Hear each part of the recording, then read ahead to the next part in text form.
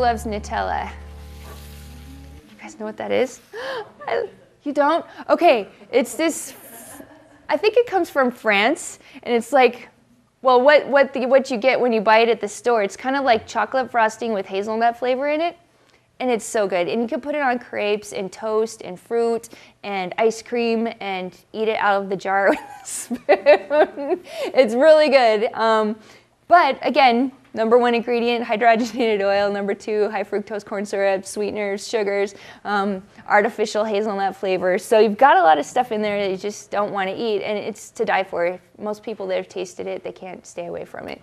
So I've had many requests for how do I make Nutella, because I love it and I don't want to stop eating it, but I know that it's not that good for me. So here is how to make your very own Nutella, and we spell it Newtella. All right.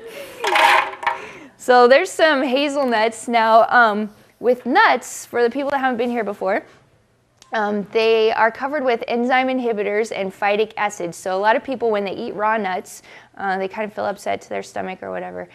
So to combat that, to mitigate those problems, what you do is you soak your nuts overnight, just in water with a little bit of salt in the water. And what that does is it dissolves the enzyme inhibitors and it dissolves the phytic acid off of the nuts, rinse them off, and then voila. Now, if you're just gonna make a cream or a sauce or something, or nut milk, you can just leave them soaked, leave them, wet, and blend them up, and that'll work great. If you want them crunchy for like trail mix or snacks or Nutella or whatever, after you soak them, you just either, if you have a dehydrator, you can throw them in the dehydrator and dehydrate them till they're crispy again, or you can just put them in your oven at the very lowest temperature possible on a baking sheet and just dry them out until they're nice and crispy. At whatever, it's usually like 170 is what the lowest oven temperature is. And then what that does is it starts the germination process, so soaking them starts them sprouting.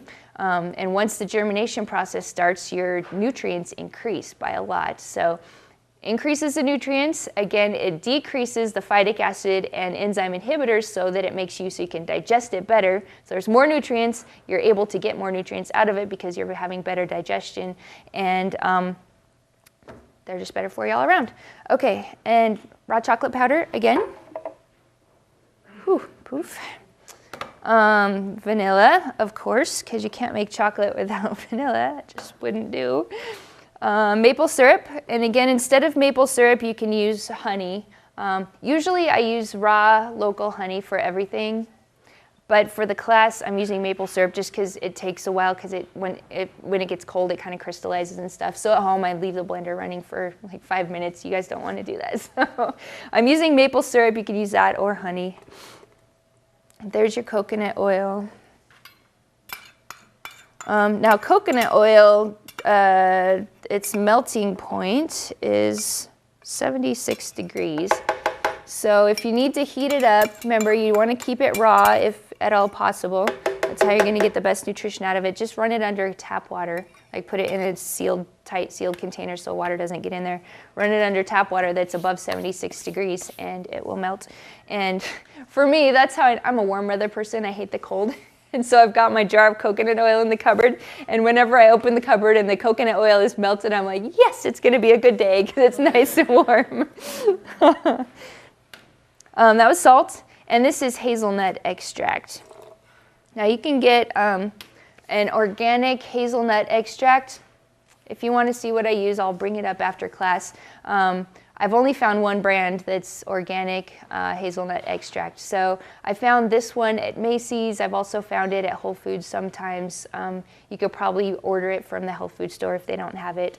I love hazelnut and chocolate. I don't know why, I just can't get enough of it. So I put that in my chocolate milk. I make hazelnut chocolate milk. I make hazelnut chocolate sauce. I make hazelnut chocolate cheesecake.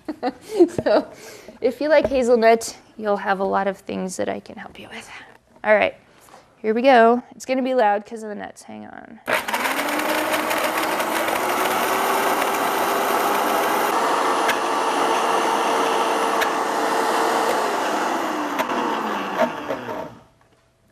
All right, there you go.